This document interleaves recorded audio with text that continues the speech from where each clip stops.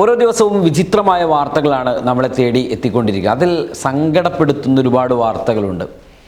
യഥാർത്ഥത്തിൽ നമ്മൾക്ക് എന്തെങ്കിലും ഒന്ന് സംഭവിച്ചു കഴിഞ്ഞാൽ നമ്മൾ ആശുപത്രികളെ ആശ്രയിക്കും.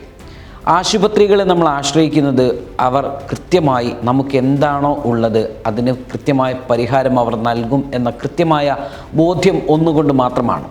എന്നാൽ ഈ അടുത്തായി കോഴിക്കോട് മെഡിക്കൽ കോളേജ് കേന്ദ്രീകരിച്ചുകൊണ്ട് കേട്ടുകൊണ്ടിരിക്കുന്ന പുറത്തു വന്നുകൊണ്ടിരിക്കുന്ന വാർത്തകളൊക്കെ അത്ര നല്ല ലക്ഷണങ്ങളൊന്നുമല്ല. ഞാനിത് പറയുന്നത് മെഡിക്കൽ കോളേജിനെ ഏതെങ്കിലും തരത്തിൽ അപകീർത്തിപ്പെടുത്തിക്കൊണ്ടുള്ള ഒരു സംസാരമല്ല. പക്ഷേ അവിടെയുള്ള ആരോഗ്യ രംഗത്തെ ജാഗ്രത കുറവ് ചില മേഖലകളിൽ കണ്ടുവരുന്നു എന്നുള്ളതാണ്. ഏറ്റവും സൂക്ഷ്മമായി ഏറ്റവും വിദഗ്ധമായിട്ട് കൈകാര്യം ചെയ്യുന്ന ഒന്നാണ് മാതൃശിശു സംരക്ഷണ കേന്ദ്രം. അവിടെ നിന്ന് ഇന്ന് വന്നൊരു വാർത്ത വളരെ വിചിത്രമാണ് എന്നത് മാത്രമല്ല വളരെ ക്രൂരവുമാണ് എന്നുള്ളത് നമുക്ക് പറയാതിരിക്കാൻ നിർവാഹമില്ല. കാരണം ഒരു കുട്ടിയുടെ കയ്യിൽ 6 വിരലുകൾ ഉണ്ടാകുന്നു. അതിൽ 6ാം വിരൽ കട്ട് ചെയ്ത് കളയാൻ അതല്ലെങ്കിൽ ഓപ്പറേഷൻ ചെയ്ത് കളയാൻ ആശുപത്രിയിലേക്ക് രക്ഷിതാക്കളുടെ കൂടെ കുട്ടി പോകുന്നു. ഈ കുട്ടിയെയും കൊണ്ട് അകത്തേക്ക് ബന്ധപ്പെട്ട ആളുകൾ പോകുന്നു. കുട്ടി തിരികെ വരുമ്പോൾ കുട്ടിയുടെ വായിൽ ഒരുപാട് പഞ്ഞിക്കെട്ട് കാണുകയാണ്. ഇത് കാണുന്ന സമയത്ത് രക്ഷിതാക്കൾ കരുതുന്നത് കുട്ടി കരഞ്ഞതുകൊണ്ടോ മറ്റോ ചെയ്തതായിരിക്കും എന്നാണ് രക്ഷിതാക്കൾ കരുതിയത്. നേരെ കൈ വിരലിലേക്ക് നോക്കുമ്പോൾ ആ കട്ട് ചെയ്യേണ്ട 6ാം വിരൽ അങ്ങനെ തന്നെ കാണുന്നു. നോക്കുമ്പോഴാണ് ആ കുട്ടിക്ക് നാവിന് കൂടി എന്തോ ഒരു തകരാറുണ്ടായിരുന്നു. അതുകൊണ്ട് രക്ഷിതാക്കൾ പറഞ്ഞതും ഡോക്ടേഴ്സ് നിർവഹിച്ചതും രണ്ടും രണ്ടാണ്.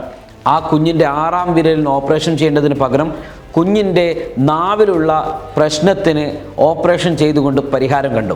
ഇവിടെ നമ്മൾ ശ്രദ്ധിക്കേണ്ട ഒരു കാര്യം, ആ കുഞ്ഞിൻ്റെ നാവിന് എന്തെങ്കിലും തരത്തിലുള്ള പ്രശ്നങ്ങൾ ഉണ്ടോ ഇല്ലേ എന്നുള്ളതല്ല. ആ ആശുപത്രിയുമായി ബന്ധപ്പെട്ടുകൊണ്ട് ആശുപത്രി അധികൃതരുമായിട്ടുള്ള കരാർ, ഏതൊരു ഓപ്പറേഷൻ നടക്കുകയാണെങ്കിലും അതിന് തൊട്ട് മുൻപ് നമ്മൾ എഴുതി ഒപ്പിട്ട് കൊടുക്കണം, ഇന്നതിനാണ് ഓപ്പറേഷൻ ചെയ്യുന്നത് എന്നൊക്കെ. അങ്ങനെ ഈ ഓപ്പറേഷന് വേണ്ടി എഴുതി ഒപ്പിട്ട് കൊടുത്തത് ഈ 6ാം വിരൽ ഓപ്പറേഷൻ ചെയ്ത് കളയാൻ വേണ്ടിയിട്ടാണ്. പക്ഷേ ഈ ഓപ്പറേഷന് പകരം നാവിനുള്ള ഓപ്പറേഷൻ ചെയ്തുകൊണ്ട് വളരെ ലാഘവത്തോടു കൂടി ഈ ആശുപത്രി അധികൃതർ കുട്ടിയെ പുറത്തേക്ക് കൊണ്ടുവന്നു എന്നാണ് പറയപ്പെടുന്നത്. ഈ രക്ഷിതാക്കൾ പറയുന്നത് പ്രകാരം നാവിനല്ലല്ലോ ഞങ്ങൾ ഓപ്പറേഷൻ ചെയ്യാൻ പറഞ്ഞത് എന്ന് ആശുപത്രി അധികൃതരോട് ചോദിക്കുമ്പോൾ ഈ കുട്ടിയെ കൊണ്ടുവന്ന നേഴ്സ് വളരെ ചിരിച്ചുകൊണ്ടാണത്രേ അതിനുത്തരം പറഞ്ഞത്. എന്തുമാത്രം നിസ്സംഗമായ, എന്തുമാത്രം വലിയ കൃത്യവിലോപം എന്ന് നമ്മൾ ആലോചിക്കേണ്ടതായിട്ടുണ്ട്. ഇതേ മെഡിക്കൽ കോളേജ് കേന്ദ്രീകരിച്ചുകൊണ്ടാണ് ഹർഷീനയുടെ വയറ്റിൽ ഓപ്പറേഷന് ശേഷം കത്രിക മറന്നു വെച്ചു പോയ സംഭവം പോലും ഉണ്ടായത്. മാസങ്ങൾ എടുത്തു ആ സ്ത്രീ തൻ്റെ വയറ്റിലൊരു കത്രികയുണ്ടെന്ന് തിരിച്ചറിയാൻ. ഈ രീതിയിൽ ആശുപത്രികൾ കേന്ദ്രീകരിച്ചുകൊണ്ട് അലംഭാവം തുടരുന്ന നടപടികൾ, അത് കോഴിക്കോട് മെഡിക്കൽ കോളേജ് മോശമാണ് എന്ന അർത്ഥത്തിൽ നമ്മൾ ഇതിനെ ചിത്രീകരിക്കുന്നില്ല.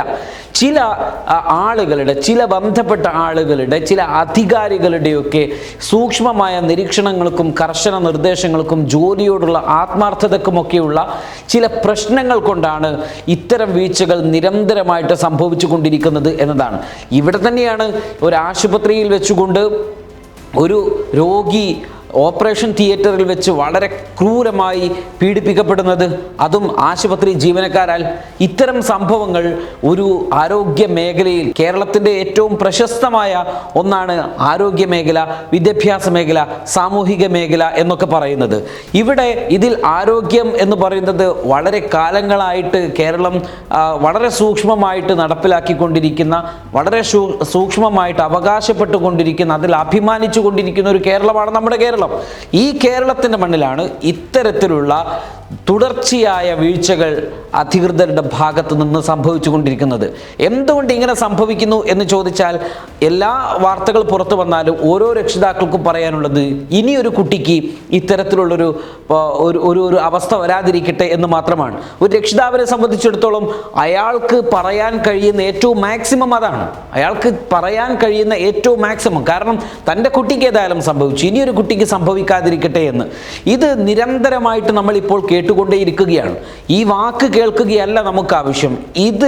ഇവിടെ എന്താണോ കുറ്റക്കാർ, എന്താണോ കുറ്റം ചെയ്തത്, അത്തരം ആരോഗ്യ മേഖലയിൽ നടക്കുന്ന ഇത്തരം കുറ്റങ്ങളൊക്കെ ഉണ്ടെങ്കിൽ, ആരോഗ്യ മേഖല എന്ന് നമുക്ക് അതിനെ കാടടച്ച് പറയാൻ പറ്റില്ല എങ്കിൽ പോലും ചില ആളുകളുടെ ഭാഗത്തു നിന്ന് സംഭവിച്ചു കൊണ്ടിരിക്കുന്ന ഇത്തരം വീഴ്ചകൾ നിരന്തരമായി തുടരുമ്പോൾ അത് ആരോഗ്യ മേഖലക്ക് കൂടി വലിയ പ്രശ്നങ്ങൾ ഉണ്ടാക്കുന്ന ഒന്നാണ് എന്നത് തിരിച്ചറിഞ്ഞുകൊണ്ട് കർശനമായ നടപടി. ഇവിടെ വളരെ സങ്കടകരമെന്ന് പറയാം, ചില നടപടികളൊക്കെ നമ്മൾ എടുക്കുകയാണെങ്കിൽ പലപ്പോഴും സംഘടനകളുടെയൊക്കെ അതിപ്രസരണമുള്ളൊരു കേരളത്തിൽ ഈ സംഘടനകളൊക്കെ തന്നെ സമരവുമായിട്ടും പ്രതിഷേധവുമായിട്ടൊക്കെ മുന്നോട്ട് വരികയും ഇവർക്കെതിരെ നടപടി എടുക്കാതിരിക്കാൻ ബന്ധപ്പെട്ട ആളുകൾക്ക് മേൽ സമ്മർദ്ദമുണ്ടാവുകയും ചെയ്യുന്ന സാഹചര്യവും നമ്മൾ കണ്ടുകൊണ്ടിരിക്കുകയാണ്.